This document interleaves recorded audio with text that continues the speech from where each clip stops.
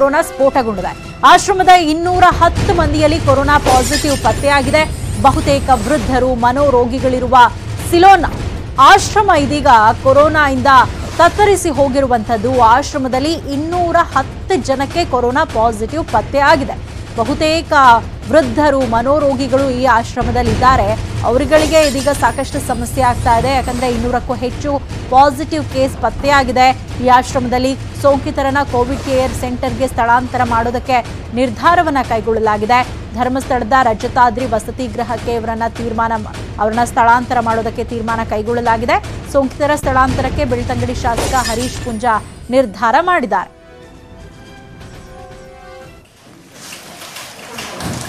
ದಕ್ಷಿಣ ಕನ್ನಡ ಜಿಲ್ಲೆಯ ಬೆಳ್ತಂಗಡಿ ತಾಲೂಕಿನ ಗಂಡಿಬಾಗಿಲಿನ ಸಿಎಂ ಆಶ್ರಮದಲ್ಲಿ ಈಗ ಕೊರೋನಾ ಸ್ಫೋಟ ಆಗಿರುವಂಥದ್ದು. ಸುಮಾರು 270 ಆಶ್ರಮದಲ್ಲಿದ್ದಂಥವರಲ್ಲಿ ಸುಮಾರು 200ಕ್ಕಿಂತ ಹೆಚ್ಚು ಕೇಸ್ಗಳೀಗ ಪಾಸಿಟಿವ್ ಆಗಿ ಬಂದಿರುವಂಥದ್ದು. ಅಂದರೆ 200ಕ್ಕಿಂತ ಹೆಚ್ಚು ಜನರಿಗೆ ಪಾಸಿಟಿವ್ ಪ್ರಕರಣ ಬಂದಿದೆ. ಹಾಗಾಗಿ ಆಶ್ರಮದಲ್ಲಿದ್ದಂಥವರನ್ನು ಎಲ್ಲರನ್ನು ಕೂಡ ಶಿಫ್ಟ್ ಮಾಡುವಂಥ ಕೆಲಸವನ್ನು ಸದ್ಯ ಇಲ್ಲಿ ಮಾಡ್ತಾ ಇರುವಂಥದ್ದು. ನಾವಿಲ್ಲಿ ದೃಶ್ಯಗಳಲ್ಲಿ ಗಮನಿಸ್ತಾ ಇರ್ಬೋದು. ಆಂಬ್ಯುಲೆನ್ಸ್ ಕೂಡ ಬಂದಿದೆ. ಬೆಳ್ತಂಗಡಿಯ ಶಾಸಕರಾದಂತಹ ಹರೀಶ್ ಪುಂಜಾ ಕೂಡ ಇದ್ದಾರೆ.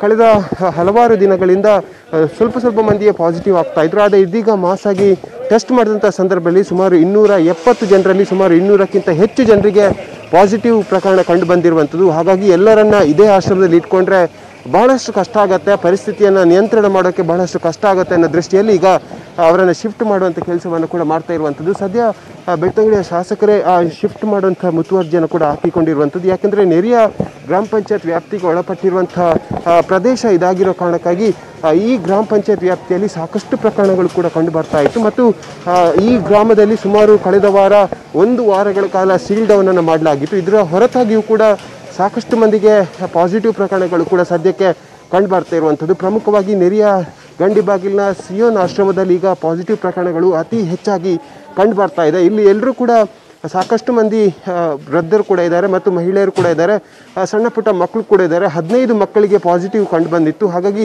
ಅವರನ್ನು ಶಿಫ್ಟ್ ಮಾಡುವಂಥ ಕೆಲಸವನ್ನು ಇಲ್ಲಿ ಮಾಡ್ತಾ ಇದ್ದಾರೆ. ಈ ಬಗ್ಗೆ ಮಾತಾಡೋಕ್ಕೆ ಸಾಕಷ್ಟು ಅಧಿಕಾರಿಗಳು ಕೂಡ ಬಂದಿದ್ದಾರೆ. ಇವರಿಂದ ಮಾಹಿತಿಯನ್ನು ಕೂಡ ಬೆಳ್ತಂಗಡಿಯ ಶಾಸಕರು ಪಡ್ಕೊಳ್ತಿದ್ದಾರೆ. ಇನ್ನು ಇದರ ಬಗ್ಗೆ ಹೆಚ್ಚಿನ ಮಾಹಿತಿಯನ್ನು ಶಾಸಕರ ಬಳಿಯೇ ಕೇಳ್ಕೊಡೋಣ. ಸರ್, ಈಗ ಎಷ್ಟು ಮಂದಿಗೆ ಪಾಸಿಟಿವ್ ಆಗಿದೆ, ಯಾವ ರೀತಿಯಾಗಿ ಶಿಫ್ಟ್ ಕಾರ್ಯಾಚರಣೆ? ಸುಮಾರು ಹತ್ತಿರ 200 ಮಂದಿಗೆ ಇಲ್ಲಿ ಪಾಸಿಟಿವ್ ಪ್ರಕರಣ ಬೆಳಗ್ಗೆ ಬಂದಿದೆ. ಆ ಕಾರಣದಿಂದಾಗಿ ಇಲ್ಲಿ ಇರುವಂಥ ವ್ಯವಸ್ಥೆ ಈ ವ್ಯವಸ್ಥೆಯಲ್ಲಿ ಕೊರೋನಾ ಪಾಸಿಟಿವ್ ಆದಂಥವ್ರು ಸಹ ಒಟ್ಟೊಟ್ಟಿಗೆ ಇರುವಂಥದ್ದು ಗಮನಕ್ಕೆ ಬಂತು. ಅದನ್ನು ತಕ್ಷಣ ನಿನ್ನೆ ಅದನ್ನು ರ್ಯಾಂಡಮ್ ಚೆಕ್ ಮಾಡಿದಂಥ ಸಂದರ್ಭದಲ್ಲಿ ಮತ್ತೆ ಪುನಃ 90 ಜನರಿಗೆ ಪಾಸಿಟಿವ್ ಬಂದ ಕಾರಣದಿಂದಾಗಿ ಈಗಾಗಲೇ ಧರ್ಮಸ್ಥಳದ ಪೂಜ್ಯ ಕಾವಂದರು ನಮಗೆ ಈಗಾಗಲೇ ರಜತಾದ್ರಿ ಕಟ್ಟಡವನ್ನು ನಮಗೆ ಪೂರ್ಣವಾಗಿ ಬಿಟ್ಟುಕೊಟ್ಟಿದ್ದಾರೆ. ಅದರಲ್ಲಿ ಪ್ರತಿ ಕೋಣೆಯಲ್ಲಿ 2 ಬೆಡ್ ಇದೆ ಮತ್ತು ಅಟ್ಯಾಚ್ಡ್ ಬಾತ್ರೂಮ್ ಇದೆ. ಅದರಿಂದಾಗಿ ಇಲ್ಲಿ ಅದು ಹೆಚ್ಚಿನ ಸಂಖ್ಯೆಯಲ್ಲಿ ವೃದ್ಧರಿರುವಂಥದ್ದು, ಅನಾಥರು ಇರುವಂಥದ್ದು.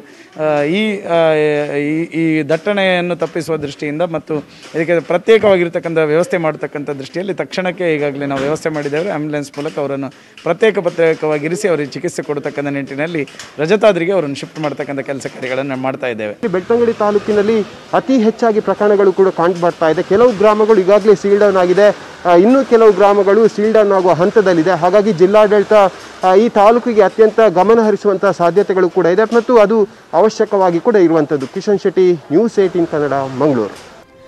ಕೋಲಾರದಲ್ಲಿ ಮೂಲೆ ಗುಂಪಾಗಿದ್ದ 31 ವೆಂಟಿಲೇಟರ್ಗೆ ಮರುಜೀವ ಸಿಕ್ಕಿದೆ. ಕೋಲಾರ ಜಿಲ್ಲಾಸ್ಪತ್ರೆಯಲ್ಲಿ ಪ್ರತ್ಯೇಕ ವೆಂಟಿಲೇಟರ್ ವಾರ್ಡ್ ಅನ್ನು ಸ್ಥಾಪನೆ ಮಾಡಲಾಗಿದೆ.